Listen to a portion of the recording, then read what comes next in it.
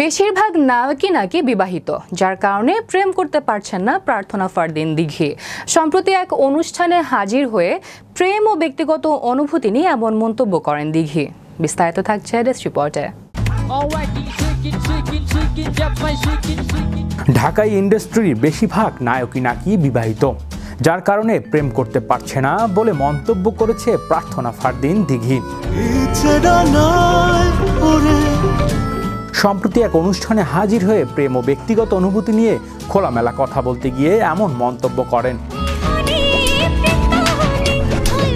এ সময় অনুষ্ঠানে প্রশ্নোত্তর পর্বে কাজ করতে গিয়ে কারো প্রেমে পড়েছেন কখনো, এমন প্রশ্নের জবাবে দিঘি বলেন, প্রেম করব কিভাবে, সব নায়ক তো বিবাহিত। আমি যখনই কোনো সেটে যাই দেখি বেশিরভাগ নায়কই এঙ্গেজড বা বিবাহিত।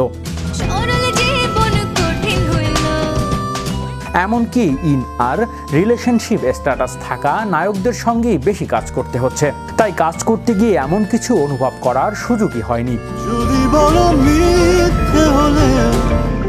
এরপর যোগ করে এই নায়িকা আরও বলেন, আমি নিজে সবসময় ফোকাস কাজের উপর রাখি, যাতে কোনো ব্যক্তিগত অনুভূতি শুটিংয়ের সেটে প্রভাব না ফেলে সেদিকে লক্ষ্য রাখি।